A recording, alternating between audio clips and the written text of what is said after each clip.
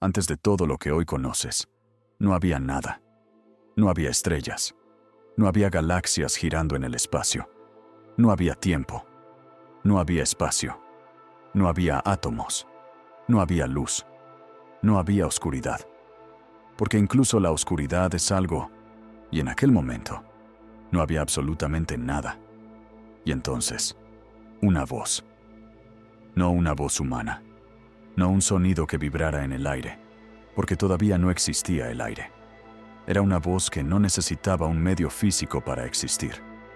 Una voz que era el principio de todo. Una voz que llevaba dentro de sí toda la creatividad, todo el orden, todo el propósito que algún día llenaría el universo. La Biblia comienza con 4 palabras en hebreo que sacudieron la historia de la humanidad para siempre. 4 palabras que ningún filósofo, ningún científico, ningún poeta ha logrado superar en profundidad y belleza. Bereshit bara Elohim et hashamayim ve et haaretz. En el principio, Dios creó los cielos y la tierra. Una sola frase. 10 palabras. Y en esas 10 palabras, la Biblia responde la pregunta que toda civilización, en todo tiempo y lugar, se ha hecho al mirar el cielo. ¿De dónde vino todo esto? No de un accidente. No de una nada que explotó por casualidad. No de una secuencia aleatoria, sin propósito ni dirección. Sino de un Dios que existía antes de que existiera cualquier cosa. Un Dios que no fue creado, porque Él es el creador. Un Dios que no tuvo un comienzo, porque Él es el comienzo. Un Dios que no necesitó materia prima, porque Él es la fuente de toda materia. Y hoy vas a descubrir que ese Dios no creó el universo como un pasatiempo. No hizo las estrellas como decoración. No formó los océanos como un simple adorno. Cada detalle de la creación fue pensado, ordenado y colocado en su lugar exacto para que, en el punto más alto del 6º día, Él pudiera hacer algo que nunca había existido antes. Un ser a su imagen y semejanza.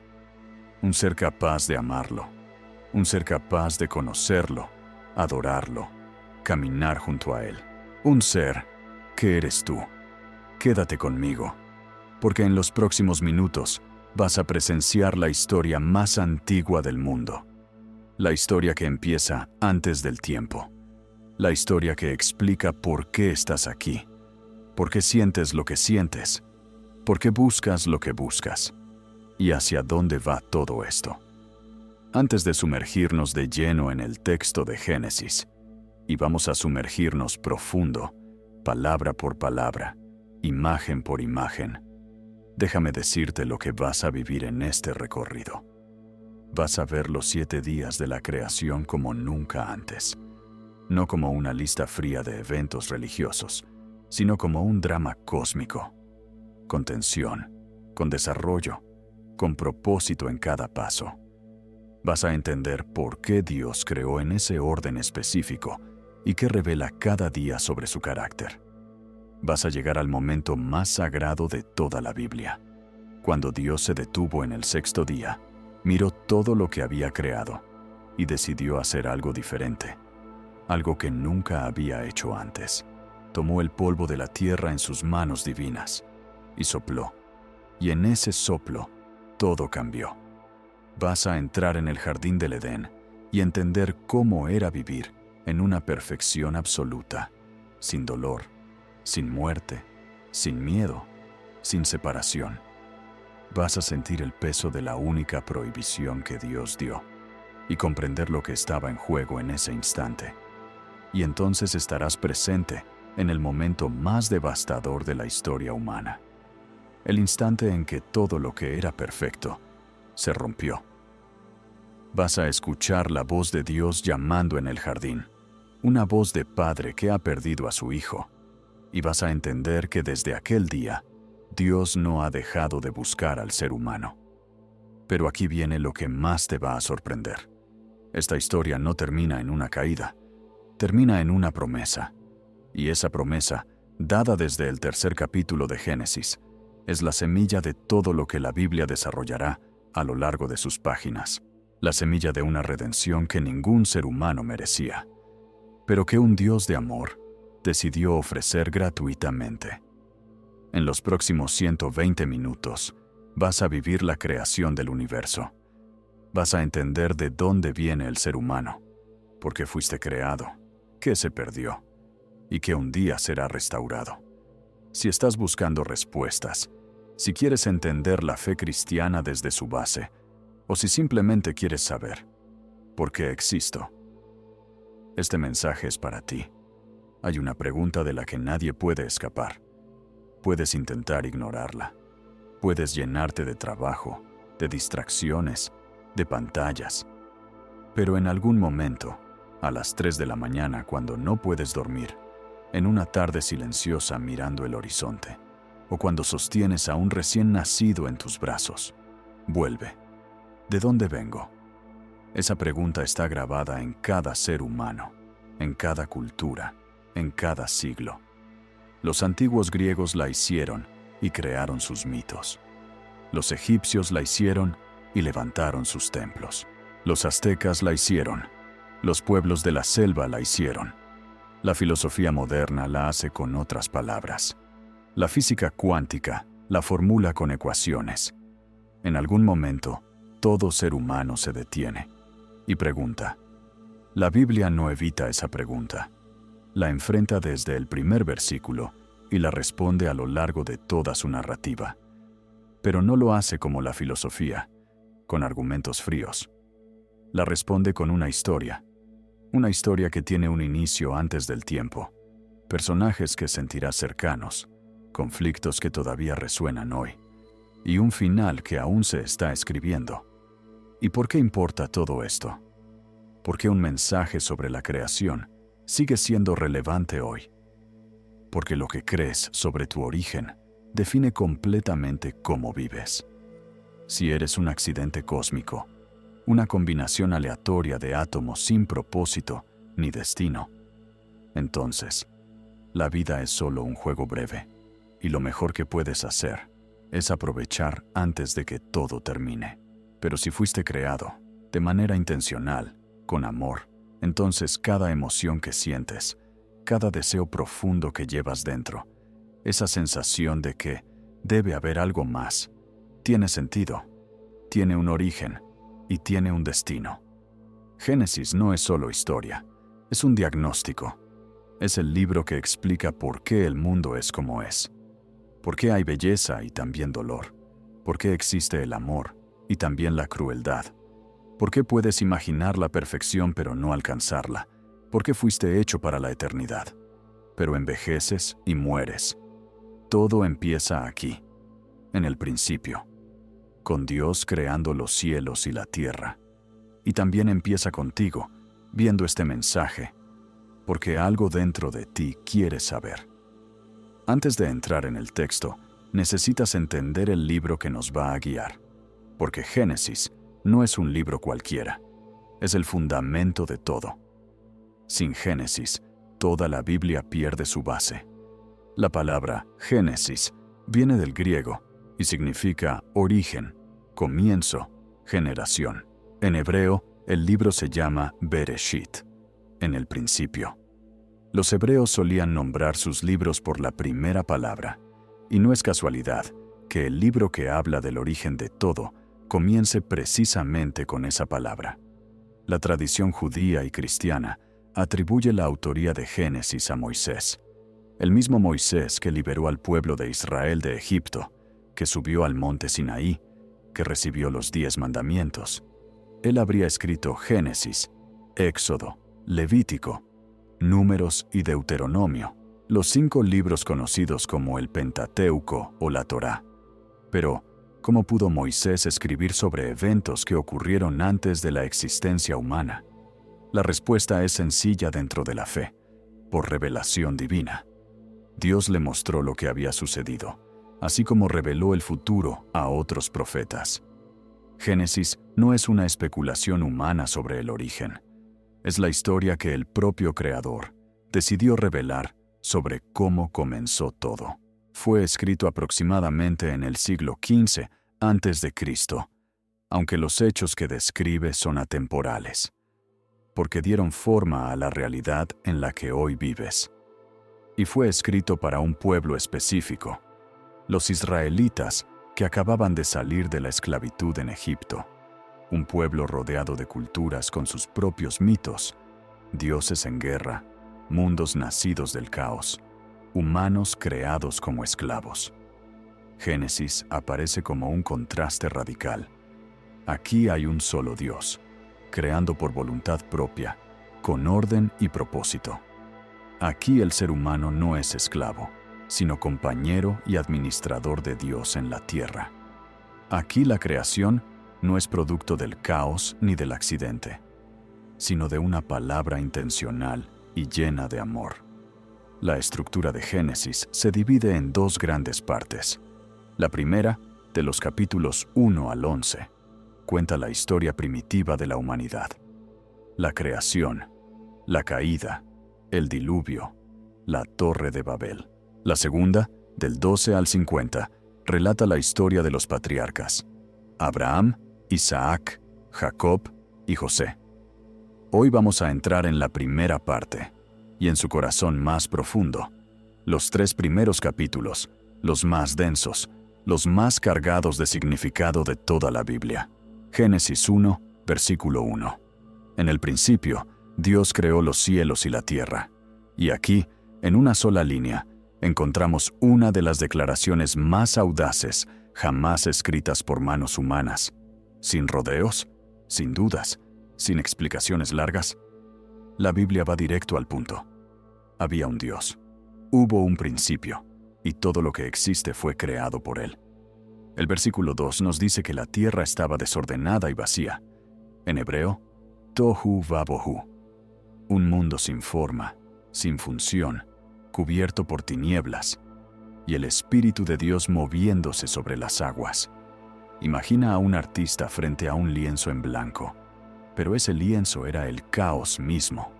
Y entonces, en el versículo 3, sucede algo que lo cambia todo. Dios habla por primera vez en la historia del universo.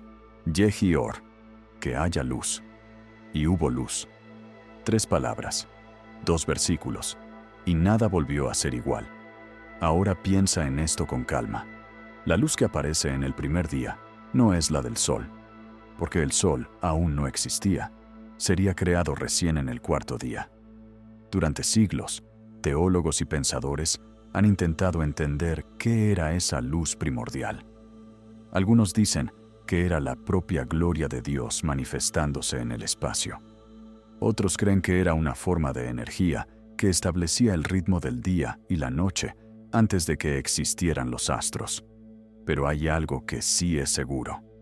La luz fue el primer acto de orden. Separar la luz de las tinieblas, establecer ciclos, crear el tiempo. Hoy, incluso la ciencia moderna reconoce que la luz es fundamental para todo lo que conocemos. Materia, energía, tiempo, todo se relaciona con ella. Y la Biblia la coloca en el primer día. ¿Casualidad? ¿O revelación? Dios vio que la luz era buena. Y esta frase, que se repetirá una y otra vez, tiene un peso profundo. Porque Dios no solo crea, Él contempla, evalúa, aprecia. Hay intención, hay belleza, hay cuidado. No es una producción en masa, es una obra de arte. Y fue la tarde y la mañana, el primer día. En el segundo día, Dios continúa dando forma al caos. Aparece el firmamento. En hebreo, raquia, una palabra que ha sido debatida durante siglos. Puede traducirse como cielo, expansión, bóveda. La imagen es la de algo extendido, como una superficie que se abre sobre nosotros, como una tienda que cubre la tierra. En la visión del mundo antiguo, había aguas arriba del firmamento y aguas debajo, y Dios las separa, creando un espacio en medio, un espacio donde la vida podría existir, protegida desde arriba, sostenida desde abajo. Y si lo piensas bien, esto no es solo físico, es profundamente simbólico. Dios está creando separación, límites, orden. En el caos original, todo estaba mezclado. sin distinción.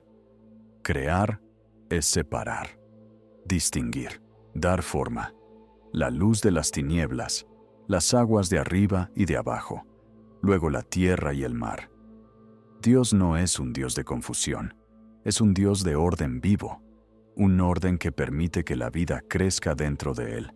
Y es curioso, porque desde una mirada científica, la atmósfera de la Tierra es justamente eso, una separación perfecta entre el vacío mortal del espacio y la vida que existe aquí abajo. Una capa invisible que nos protege, que regula la temperatura, que hace posible respirar. Sin ella, no existiríamos. El Dios que presenta Génesis es un arquitecto preciso. Nada es improvisado. Cada día construye sobre el anterior. Hay un plan que se despliega con perfección. Si el primer día fue el despertar y el segundo la estructura, el tercer día es la belleza. Es cuando el mundo empieza a aparecer un mundo. Dios dice que se junten las aguas y que aparezca lo seco. Y así sucede. Imagina un planeta cubierto completamente por océanos. Y poco a poco, como si la Tierra respirara por primera vez, comienzan a emerger los continentes.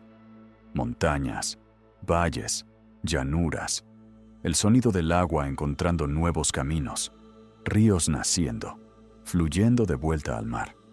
Dios llama a lo seco tierra y a las aguas mares, y ve que es bueno, pero no termina ahí. Dios vuelve a hablar, y algo completamente nuevo aparece: la vida. Que la tierra produzca vegetación, plantas que den semilla, árboles que den fruto según su especie. Y así fue. La tierra comienza a llenarse de vida, cada planta con su propio código, con su propia identidad. Lo que hoy conocemos como ADN. Nada es caótico. Todo tiene orden, continuidad, propósito. Y aquí sucede algo profundo. Dios no crea cada fruto individualmente. Crea el sistema. Crea la semilla. Y dentro de ella, el potencial infinito de bosques enteros. Una sola semilla puede contener generaciones futuras, siglos de vida aún no nacida. Y Dios ve que es bueno. La creación no solo funciona, es hermosa. Luego llega el cuarto día, y con él, uno de los momentos más intrigantes. Porque la luz ya existía desde el primer día, pero ahora aparecen el sol, la luna y las estrellas. ¿Cómo puede ser? Algunos creen que antes de los astros, la luz era la propia presencia de Dios iluminando la creación. Y cuando los cuerpos celestes aparecen, se convierten en los portadores físicos de esa luz. Otros ven aquí una estructura perfecta. Los primeros 3 días crean espacios, y los siguientes 3 los llenan. Luz y tinieblas. Luego los astros que gobiernan. Cielo y aguas. Luego aves y peces. Tierra y plantas. Luego animales y el ser humano. Nada está al azar. Todo tiene diseño. Dios crea los grandes luminares. El sol para gobernar el día, la luna para la noche, y también las estrellas. Y es curioso, porque algo tan inmenso se menciona casi de pasada, y también hizo las estrellas. Hoy sabemos que el universo tiene billones de galaxias, y cada una, miles de millones de estrellas, un número tan grande que la mente humana apenas puede imaginarlo.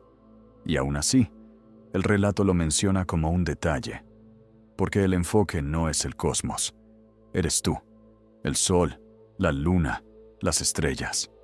Fueron colocados para marcar el tiempo, las estaciones, los ciclos de la vida humana, para iluminar, guiar, acompañar. Cuando miras el cielo por la noche, estás viendo un sistema diseñado para sostener la vida. No es arrogancia, es una verdad que conmueve. Importas tanto que Dios llenó el universo de luz para que nunca camines en completa oscuridad. Hasta ese momento, todo era silencio. Había luz, estructura, belleza, pero no había sonido. No había canto, no había movimiento audible. Entonces Dios habla otra vez. Que las aguas se llenen de vida, que las aves vuelen sobre la tierra, y el mundo se llena de movimiento. criaturas marinas, seres que nadan, que se deslizan, aves que cruzan el cielo. Por primera vez, la creación tiene voz. Y algo cambia, porque el texto dice que las aguas produjeron vida. No que Dios creó cada ser individualmente, sino que dio la capacidad, el orden, el impulso. Y la creación respondió. La creación no es pasiva. Participa, produce, responde al propósito de Dios. Y entonces, por primera vez, Dios bendice. No solo crea, no solo observa, Él bendice. Él bendijo a las criaturas vivientes y dijo: sean fecundos, multiplíquense, llenen las aguas de los mares, y que las aves se multipliquen en la tierra. Esta es la primera bendición de la Biblia, y es dada a los animales. Eso ya nos dice algo profundo sobre quién es Dios. Él cuida de toda la creación, no solo de la humanidad. Cada ballena que canta en lo profundo del océano está cumpliendo aquella bendición pronunciada en el quinto día. Cada golondrina que dibuja curvas en el cielo al atardecer está obedeciendo esa instrucción divina. Multiplíquense. Y fue la tarde y la mañana, el quinto día. El mundo ahora tenía sonidos. Tenía movimiento en los cielos y en los mares. Tenía esa belleza casi irreal de criaturas que se mueven con una gracia impresionante. Y Dios vio que era bueno. El sexto día comienza como los demás. Dios habla, la creación responde, y los animales terrestres aparecen. Entonces dijo Dios: produzca la tierra seres vivientes según su especie, ganado, reptiles y animales salvajes de la tierra, cada uno según su especie. Y así fue. El texto menciona 3 categorías: Behemá, los animales domésticos; Remes, los que se arrastran; y Chayat Haaretz, los animales salvajes. Es una forma de abarcar toda la diversidad de la vida en la tierra, desde lo más pequeño hasta las grandes criaturas que dominan los ecosistemas. Y Dios vio que era bueno. Es la 6ª vez que aparece esa frase. Todo lo creado fue visto, evaluado y aprobado. Nada salió de las manos de Dios siendo malo. Todo nació bueno, completo, perfecto en su propósito. Y entonces, el relato se detiene, literalmente se detiene. Hasta aquí, todo seguía un ritmo. Dios hablaba, sucedía, veía que era bueno y terminaba el día. Rápido, directo, majestuoso. Pero ahora algo cambia. La narrativa respira. El tono se transforma. Porque lo que viene ya no es solo otra criatura. No es solo un sistema funcionando. Lo que viene es el punto más alto de toda la creación. Es la razón de todo lo anterior. Es el ser para quien fueron creadas las estrellas, para quien los océanos se llenaron de vida, para quien los bosques crecieron, para quien los animales existen. Todo estaba listo. El escenario preparado. El mundo era bueno, hermoso, habitable. Solo faltaba el protagonista. Antes de entrar en ese momento sagrado, vale la pena detenerse y mirar los primeros 5 días como un todo. Porque hay algo en esa estructura que revela más sobre Dios que cualquier argumento. Dios crea primero el ambiente y luego al habitante. No hubo animales sin tierra donde caminar. No hubo peces sin un mar donde nadar. No hubo ser humano sin un mundo completamente preparado para recibirlo. Y eso no es un detalle técnico. Es una revelación del corazón de Dios. Él es un Dios que prepara antes de llamar, que piensa en lo que necesitas incluso antes de que existas, que no te coloca en un lugar y te dice, arréglatelas, sino que construye el hogar y luego te invita a entrar. Si Dios es así, entonces puedes confiar en algo. Cuando Él te llama, el escenario ya está listo. No llegas tarde, ni antes de tiempo. Todo ya fue preparado. También hay una progresión en la creación. Cada día crece en complejidad, en propósito, de lo simple a lo complejo, de la materia al ser que piensa. No porque lo anterior no tenga valor, sino porque todo apuntaba hacia algo mayor, hacia alguien. Y cuando llegamos a ese momento, el lenguaje cambia por completo. Entonces dijo Dios: hagamos al ser humano a nuestra imagen, conforme a nuestra semejanza. Esa frase lo cambia todo. Hagamos, en plural, no es una decisión aislada, es una deliberación divina. Imagen, el ser humano como representación de Dios en la tierra. Semejanza, parecido, pero no igualdad. Y nuestra, una imagen que nace de la plenitud de Dios, de su naturaleza relacional. El ser humano no fue creado como algo más. Fue creado con un propósito único.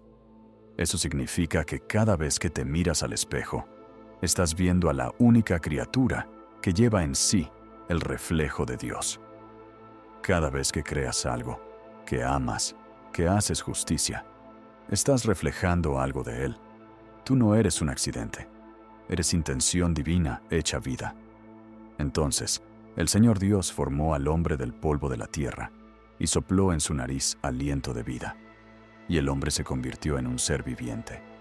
Este momento es diferente a todo lo anterior. Dios no solo habla, Dios forma. Como un artesano, como un escultor que moldea con sus propias manos. El mismo Dios que creó galaxias se inclina hacia el polvo y le da forma. Y ese polvo es la misma materia de la que estás hecho tú. Pero luego ocurre algo aún más profundo. Dios sopla. Le da al ser humano algo de sí mismo, su aliento.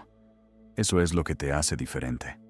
No solo tu cuerpo, sino ese aliento, esa conciencia, esa alma que va más allá de lo visible. Eres una mezcla imposible y hermosa, polvo de la tierra y aliento de Dios. Cada vez que respiras, estás repitiendo ese primer instante. Cada respiración es un recordatorio de que dependes de Él. Sin ese aliento, eres polvo. Con Él, eres vida. Eso es lo que eres. No solo carne, sino el soplo de Dios habitando en lo más profundo de tu ser. Y esa es la declaración más poderosa sobre tu valor. No vales por lo que haces, ni por cómo te ves, ni por lo que otros dicen de ti. Valoras porque llevas la imagen de Dios, y esa imagen no se pierde, no se rompe, no desaparece. Ahora, la pregunta que queda es: ¿qué significa realmente vivir como alguien que lleva esa imagen? Esa es una historia que apenas comienza. Tú piensas, razonas, planeas, abstraes, creas sistemas de lenguaje, desarrollas matemáticas, reflexionas sobre la existencia. Ningún animal tiene esa capacidad en un grado comparable. Esa racionalidad es un reflejo de la mente ordenada de Dios, que creó un universo gobernado por leyes comprensibles. También está la dimensión moral. Tú distingues el bien del mal. Sientes culpa cuando haces algo incorrecto, incluso cuando nadie te está mirando. Hay dentro de ti un sentido profundo de lo que es justo y de lo que no lo es. Y eso no es solo cultura o costumbre. Es la huella de un Dios moral reflejada en tu interior. Lo que en Romanos 2 se describe como una ley escrita en el corazón. Está también la dimensión creativa.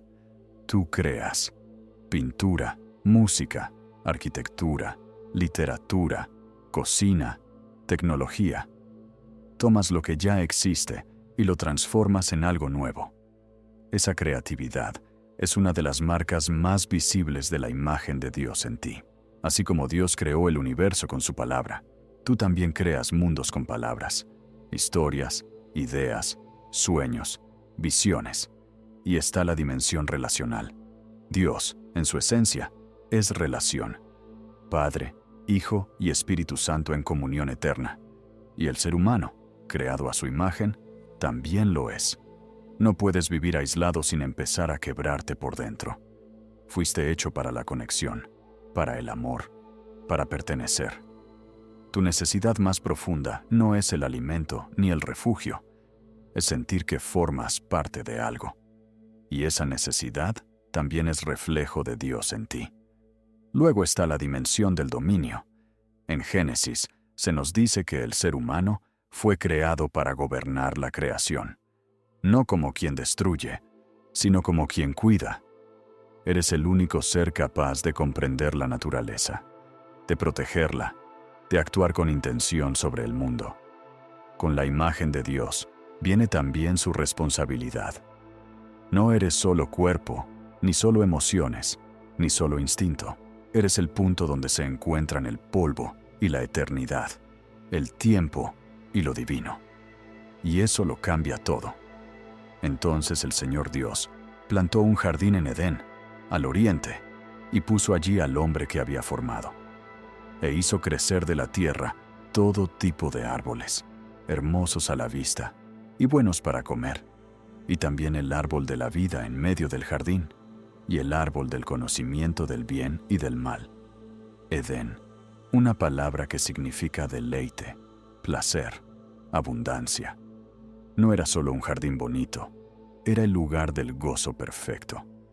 El hogar preparado por Dios para el ser humano, como un padre que prepara con amor el cuarto de su hijo antes de que nazca. El texto menciona 4 ríos que salían de allí: el Pisón, el Gijón, el Tigris y el Éufrates. 2 de ellos siguen existiendo hasta hoy. Eso sugiere que no era solo un símbolo, sino un lugar real, concreto. En Edén todo era bello. Dios se preocupó por la estética del hogar humano. Había alimento en abundancia, sin lucha, sin esfuerzo por sobrevivir. Y en el centro del jardín había 2 árboles especiales: el árbol de la vida y el árbol del conocimiento del bien y del mal. Allí había una comunión directa con Dios. Adán caminaba con él en la frescura del día, no como un siervo ante un rey, sino como un hijo junto a su padre. La presencia de Dios no era lejana ni ritual, era cercana, cotidiana, íntima. Y tal vez por eso, hay algo dentro de cada persona que siente nostalgia de un lugar donde nunca ha estado. Una especie de añoranza imposible, como si recordáramos algo que nunca vivimos. Agustín lo dijo de una forma que nadie ha superado: nuestro corazón está inquieto hasta que descansa en ti. Esa inquietud es memoria de Edén. Es la imagen de Dios en ti, recordándote que fuiste hecho para algo más, para una comunión perfecta que se perdió. Cada vez que buscas paz, belleza, sentido o pertenencia, en el fondo, sin darte cuenta, estás buscando ese jardín. Entonces Dios tomó al hombre y lo puso en el jardín de Edén para que lo cultivara y lo guardara. Aquí hay algo que muchos no perciben. El ser humano fue creado con propósito antes de existir el pecado. El trabajo no es un castigo, es parte del diseño original. Cultivar, en hebreo, también significa servir y adorar. Trabajar era una forma de honrar a Dios. Cuidar el jardín era un acto de amor hacia la creación. Guardar significaba proteger, preservar.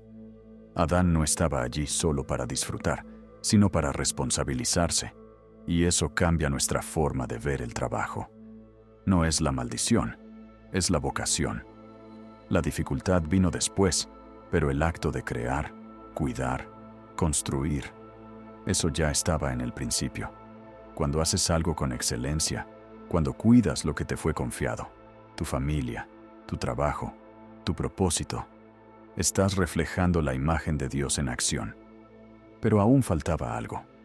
No en el jardín, que era perfecto. No en el propósito, que era claro. Faltaba algo más profundo. Y dijo el Señor Dios: no es bueno que el hombre esté solo. Es la primera vez que algo no es llamado bueno en toda la creación. Adán caminaba con Dios. Tenía propósito. Vivía en un lugar perfecto. Y aún así, estaba solo. Eso nos enseña algo muy profundo. Incluso con Dios, el ser humano necesita de otros. Dios no dijo: yo soy suficiente, no necesitas a nadie más.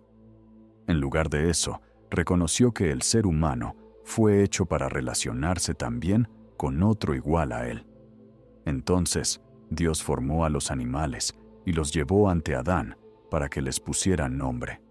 Y en ese proceso, mientras ejercía su creatividad, Adán también descubría algo. Ninguno de ellos era como él.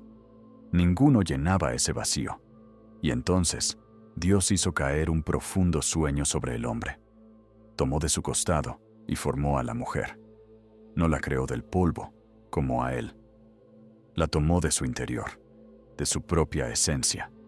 Eso significa que no eran dos seres distintos, hechos por separado, sino dos partes que pertenecían a una misma historia. Cuando Adán la vio por primera vez, no dio una explicación. Hizo poesía. Fue el primer canto de alegría de la humanidad. Esta sí es hueso de mis huesos y carne de mi carne. Porque en ese momento, por primera vez, el ser humano dejó de estar solo. Y en ese encuentro, algo dentro de él finalmente encontró descanso. La creatividad poética humana comienza aquí, en el primer encuentro entre hombre y mujer, en esa primera emoción abrumadora de reconocer a alguien como parte de uno mismo. Por eso, el hombre dejará a su padre y a su madre y se unirá a su mujer, y los dos serán una sola carne. Génesis 2, versículo 24. Esta es la definición del matrimonio dada por el propio Creador, antes de cualquier ley humana, antes de cualquier religión organizada, antes de cualquier civilización. Dos seres humanos convirtiéndose en una sola carne. El primer matrimonio fue celebrado por Dios en el Edén. El lugar era el jardín más hermoso del mundo. El celebrante era el propio Creador. Y los dos eran, literalmente, hechos el uno para el otro. Y ambos estaban desnudos, el hombre y su mujer, y no sentían vergüenza. Génesis 2, versículo 25. Transparencia total. Vulnerabilidad sin miedo. Intimidad sin vergüenza. Ese era el estado de la humanidad antes de la caída. Completa apertura, completa conexión, completa paz. Antes de entrar en el drama más devastador de la historia humana, necesitamos detenernos y entender lo que existía antes. Porque no se puede comprender el peso de la caída sin haber sentido, sea por un momento, el peso de la perfección que se perdió. En el Edén, el ser humano tenía una relación perfecta con Dios. Caminaban juntos al fresco del día. No había barreras, no había velo, no había distancia. La oración no era necesaria porque Dios estaba presente. La teología no era necesaria porque Dios era visible. La fe no era necesaria porque Dios caminaba con ellos. En el Edén, el ser humano tenía una relación perfecta con el otro. Adán y Eva estaban desnudos y sin vergüenza, la intimidad más completa posible, sin máscaras, sin juegos de poder, sin inseguridad, sin celos, sin traición. Amor y confianza absolutos. En el Edén, el ser humano tenía una relación perfecta con la creación. Los animales no eran amenaza, eran compañeros, eran parte del cuidado. El trabajo de cultivar y guardar el jardín no tenía esfuerzo ni frustración. La tierra respondía con facilidad al cuidado humano. Las espinas aún no existían. En el Edén no había muerte. El árbol de la vida, en el centro del jardín, garantizaba la continuidad de la vida. Comer de él era permanecer conectado a la fuente misma de la vida, que es Dios. Adán y Eva tenían acceso libre a él. Envejecer, debilitarse y morir no formaban parte de la experiencia humana original.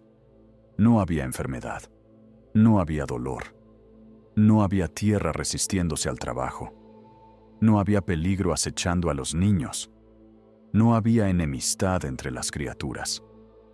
El Shalom, esa paz completa donde todo funciona como debería, era la condición normal de la existencia. Necesito que sientas el peso de esto, porque todo lo que hoy te duele, toda pérdida, toda soledad, toda muerte, es la ausencia de lo que debería haber sido. Es el vacío que dejó el Edén. Y cada vez que sientes que las cosas deberían ser diferentes, tienes razón, deberían serlo. En medio de toda la abundancia del Edén, había una única prohibición. Un solo árbol al que no se podía acceder. Una sola instrucción negativa en un jardín lleno de posibilidades infinitas. De todo árbol del jardín podrás comer libremente, pero del árbol del conocimiento del bien y del mal no comerás, porque el día que comas de él, ciertamente morirás. Génesis 2, versículos 16 y 17. Antes de cualquier otra cosa, fíjate en la proporción. Puedes comer de todo. La libertad es casi ilimitada. Todo tipo de frutos, todos los sabores, toda la belleza. La prohibición es la excepción, no la regla. Dios dio una libertad inmensa y pidió un solo límite. ¿Pero por qué ese árbol? ¿Qué es realmente el conocimiento del bien y del mal? En el pensamiento hebreo, no significa solo entender intelectualmente lo bueno y lo malo. Significa autonomía moral. Decidir por uno mismo lo que está bien y lo que está mal, sin depender de Dios. Ese árbol representaba la tentación de ocupar el lugar de Dios, de decir, no necesito que Dios me diga lo que es correcto, yo puedo decidirlo por mí mismo. Y aquí hay algo que va en contra de lo que muchos creen hoy. Dios no prohibió ese árbol por inseguridad, ni para mantener al ser humano en la ignorancia. Fue exactamente lo contrario. Era la condición para que el amor fuera real. Porque un amor sin la libertad de decir no, no es amor, es obediencia automática. Dios creó seres humanos libres, y con esa libertad vino el riesgo. El mismo riesgo que corre un padre al darle libertad a su hijo. El mismo riesgo que corre alguien que ama a otra persona que puede elegir irse. Ese límite no era una prisión, era la oportunidad de amar de verdad. Y también había una advertencia. El día que comas de él, morirás. No como una amenaza caprichosa, sino como una consecuencia natural. Separarse de Dios, que es la fuente de la vida, lleva a la muerte, igual que una planta separada de la tierra se marchita. Ahora bien, la serpiente era la más astuta de todos los animales del campo que Dios había creado. Génesis 3, versículo 1. Este es uno de los giros más impactantes de toda la historia. En un instante, pasamos de la paz perfecta a la presencia de algo que no debería estar ahí. La astucia de la serpiente contrasta con la inocencia de Adán y Eva. Ellos eran abiertos, vulnerables, sin miedo. La serpiente, en cambio, era estrategia, cálculo, manipulación. Entonces la serpiente dijo a la mujer, ¿así que Dios les dijo que no pueden comer de ningún árbol del jardín? Fíjate en la estrategia. La primera frase es una distorsión. Dios no dijo eso. Dios dijo que podían comer de todos, excepto de uno. Pero la serpiente transforma una libertad enorme en una restricción injusta. Convierte un puedes casi todo en un no puedes nada. Convierte la generosidad en algo que parece cruel. Esa voz sigue existiendo hoy. La voz que dice, Dios no quiere que seas feliz. Dios te está quitando lo mejor. Sus reglas son una carga, no una protección.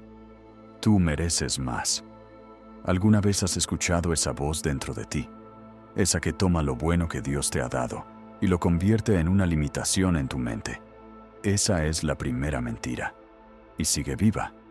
La mujer respondió, pero la serpiente fue más lejos. No morirán. Y además prometió algo más. Serán como Dios. Dos cosas al mismo tiempo. Niega la consecuencia y ofrece una recompensa enorme.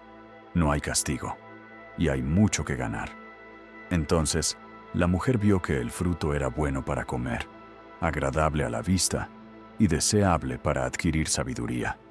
Génesis 3, versículo 6.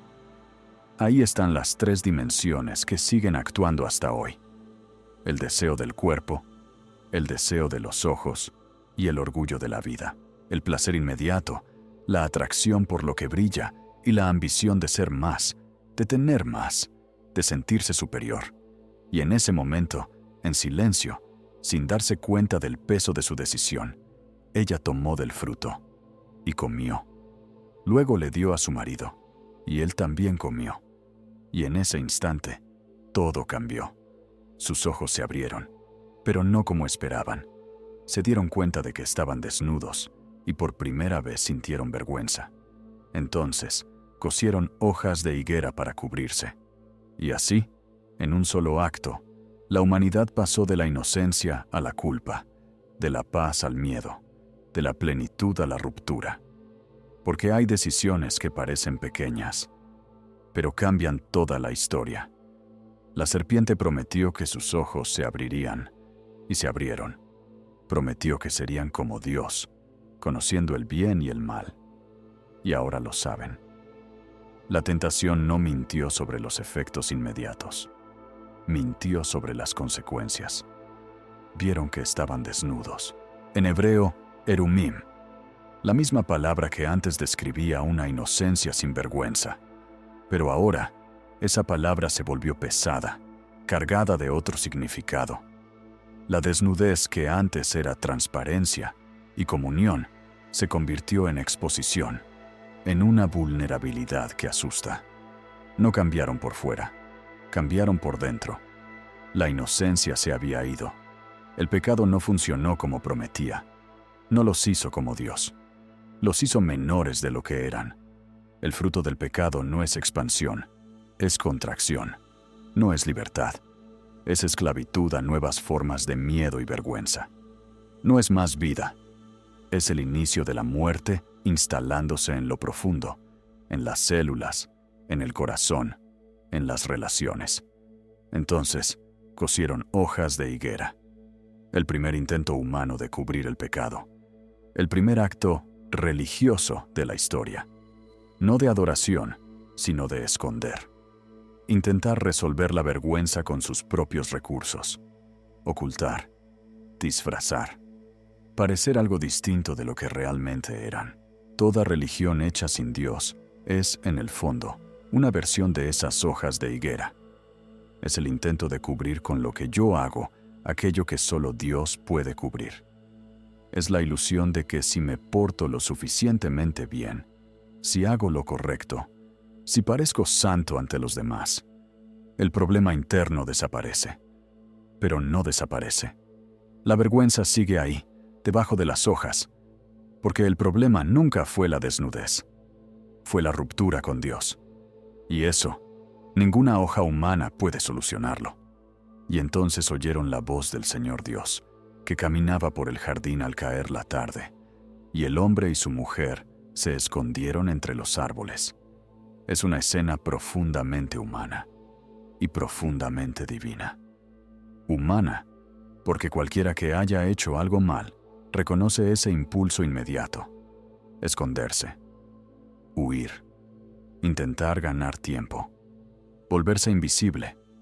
Divina, porque lo que sucede después revela el corazón de Dios de una manera que nadie podría haber inventado. Dios podría haber llegado con truenos, con juicio inmediato. Podría haber declarado la sentencia en ese instante. Podría haber destruido todo. Pero en lugar de eso, llamó. ¿Dónde estás? Una sola pregunta. No porque no supiera la respuesta. Dios lo sabía todo. Sabía exactamente dónde estaba Adán. Sabía lo que había ocurrido. Esa pregunta no era para ubicarse. Era una invitación. Era la voz de un padre llamando al hijo que se había escondido. Era Dios eligiendo acercarse en vez de juzgar desde lejos. Eligiendo dar al ser humano la oportunidad de responder, de volver, de ser encontrado. Esa es la primera pregunta de Dios al hombre. Y sigue resonando hasta hoy.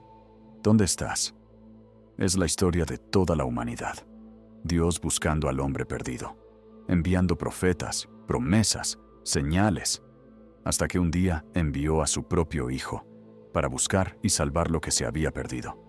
Y entonces Adán respondió: oí tu voz, y tuve miedo porque estaba desnudo, y me escondí.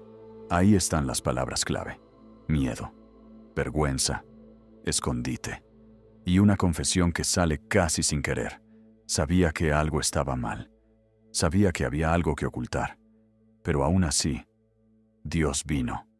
Aún así lo buscó. Aún así lo llamó. Y lo sigue haciendo hoy. El juicio de Dios cayó sobre tres: la serpiente, la mujer y el hombre. A la serpiente. Una degradación total, de la más astuta a la que se arrastra por el polvo. El orgullo que quiso elevarse fue llevado al suelo. A la mujer, el dolor en la maternidad y relaciones marcadas por tensiones que antes no existían. Al hombre, la tierra misma se volvió difícil.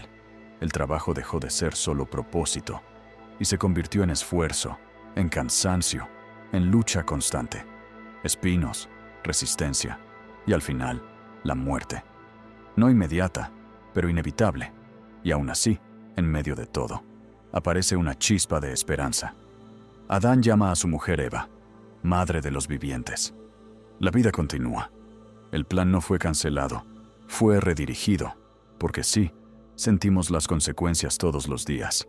El dolor, las pérdidas, las relaciones rotas, el cansancio. Todo eso tiene un origen. No era el plan original. Es el resultado de algo que se rompió. Pero la historia no termina ahí. Dios dijo: pondré enemistad entre la serpiente y la descendencia de la mujer. Y aquí, en medio del juicio, aparece una promesa, una semilla, un anuncio de algo mayor. Esa descendencia herirá la cabeza de la serpiente. Un golpe final. Y la serpiente herirá su talón. Un dolor real, pero no definitivo. Es la imagen de alguien aplastando una serpiente. La serpiente muerde, pero el golpe final la destruye. Es una historia que se va revelando poco a poco, hasta que un día, en los evangelios, toma forma en una persona. Jesús, nacido de mujer, herido, pero victorioso. La cruz, y luego la resurrección. El dolor, y luego la victoria sobre la muerte. Dios prometió redención, incluso antes de que el ser humano la pidiera, mientras aún estaban temblando, cubiertos de hojas que no servían. Dios ya estaba anunciando el final de la historia. Porque ese capítulo no es el final, es el comienzo. Y entonces ocurre algo más, algo profundo. Dios hace túnicas de piel y los viste. Las hojas no eran suficientes, nunca lo fueron. Era un intento humano, frágil, temporal. Entonces Dios hace algo diferente, cubre él mismo la vergüenza. Pero para eso, un animal tuvo que morir. Es el primer sacrificio, un inocente muriendo por el culpable. Sangre derramada, para cubrir lo que el ser humano no podía resolver. Y ese patrón se repite, una y otra vez.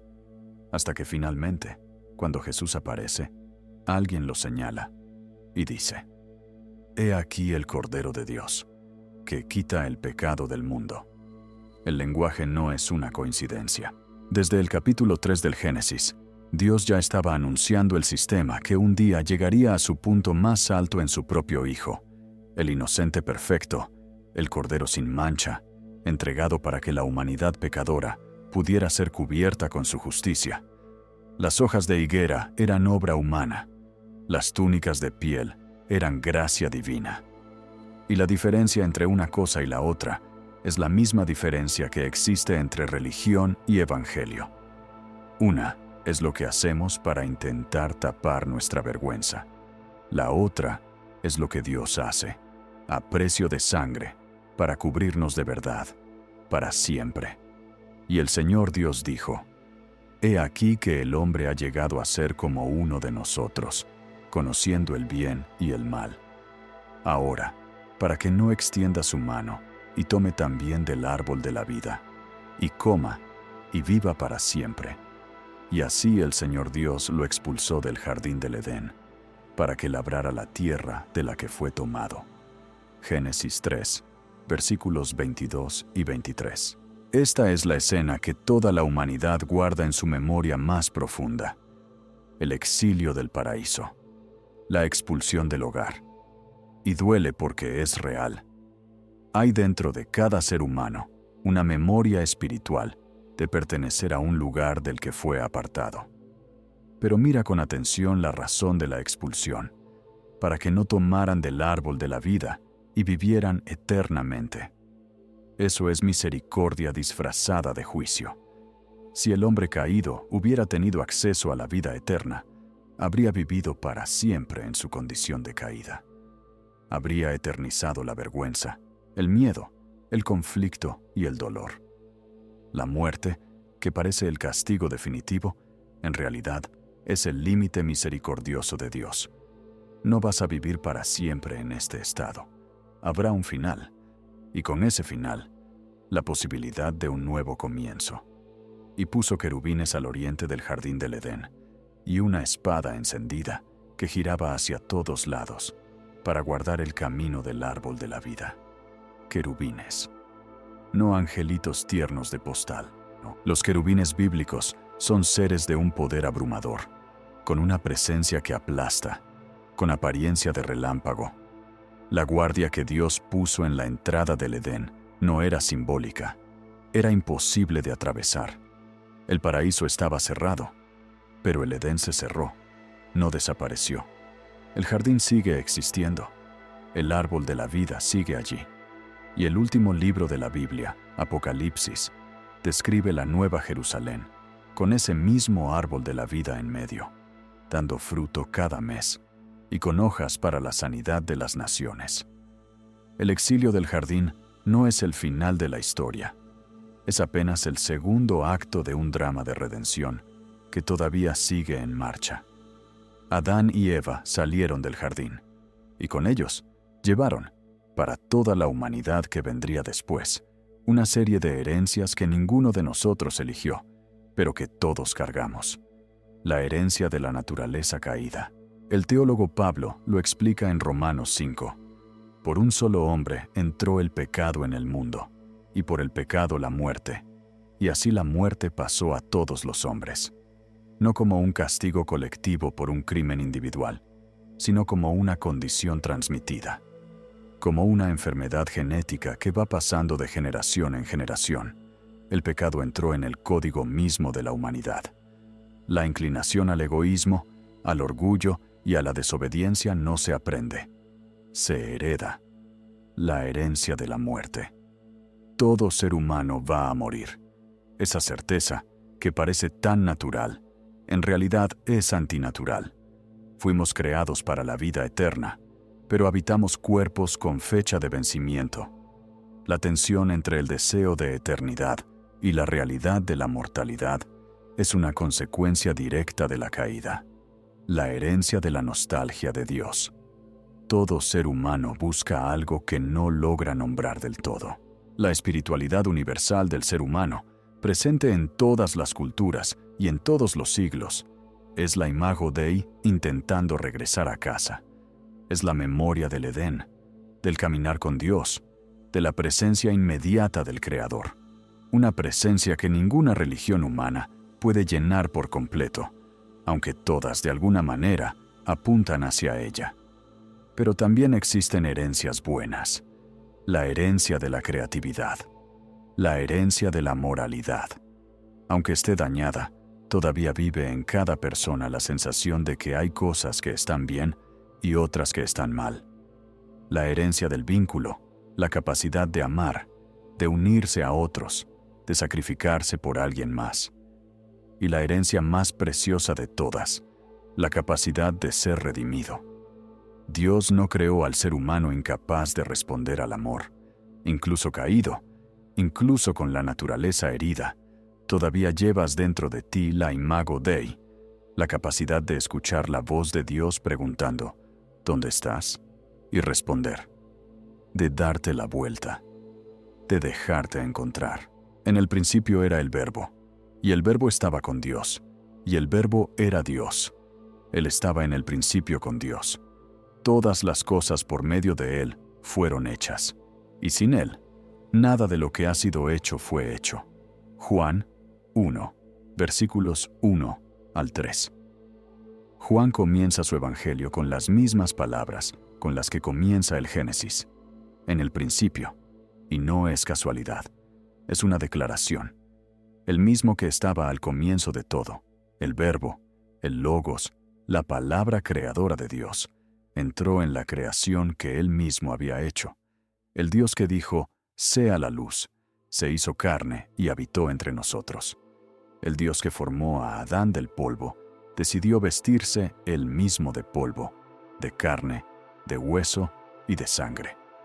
El Dios que plantó el jardín del Edén, oró en un jardín llamado Getsemaní, sudando gotas como de sangre, diciendo, «No se haga mi voluntad, sino la tuya». Lo opuesto a Adán, lo opuesto a Eva. Obediencia donde antes hubo desobediencia.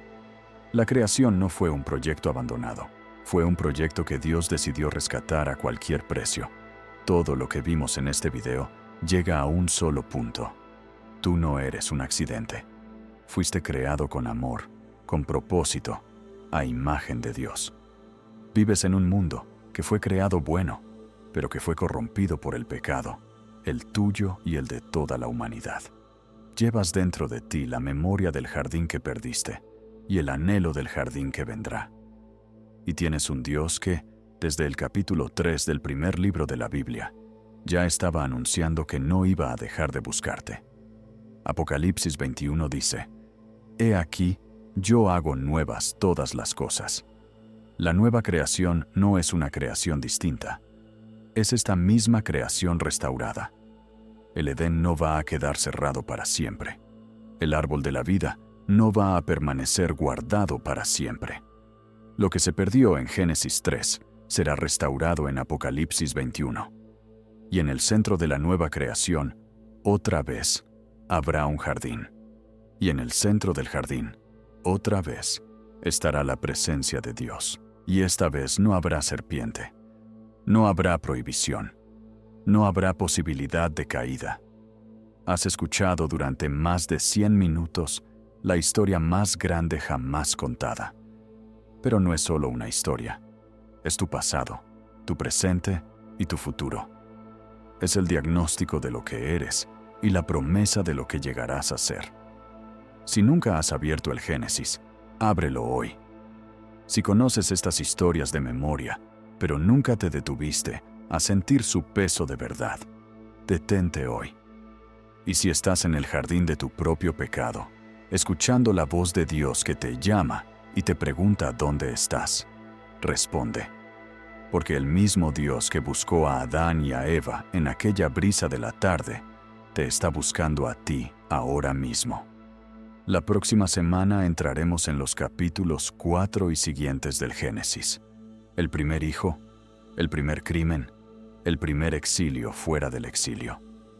Caín y Abel, la historia de dos hermanos que nos van a mostrar que el pecado no se quedó en el jardín.